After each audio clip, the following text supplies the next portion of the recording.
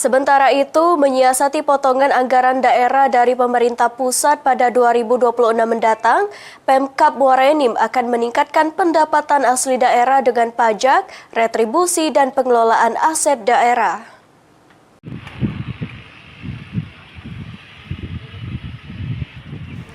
Menyiasati efisiensi pemangkasan anggaran daerah oleh pemerintah pusat, anggaran daerah Kabupaten Muara Enim yang semula sebesar 3,6 triliun dipangkas pemerintah pusat sebanyak 1,2 triliun. Bupati Muara Enim Edison mengatakan, Pemkab Muara Enim sudah mengambil 2 langkah besar agar sebuah program untuk masyarakat tetap berjalan. Dengan cara efisien secara internal, yaitu dengan meneliti anggaran yang tidak langsung menyentuh masyarakat, seperti anggaran perjalanan dinas, seremonial, dan lainnya.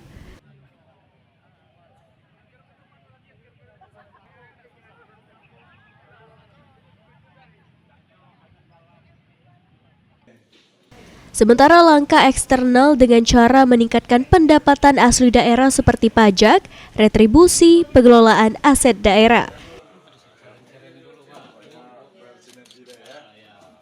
Apapun kebijakan pemerintah pusat, kita dukung. Bagaimana kita menyikapi supaya program atau skala prioritas tidak terganggu? Kita ada 2 langkah kita lakukan. Pertama, efisiensi secara internal. Kita meneliti anggaran-anggaran yang dirasa kurang begitu menyentuh kebutuhan masyarakat.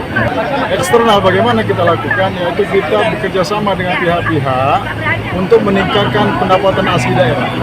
Ya, banyak sumbernya, dari retribusi, dari pajak, dari pengelolaan aset-aset kita, dan pendapatan lain yang sah.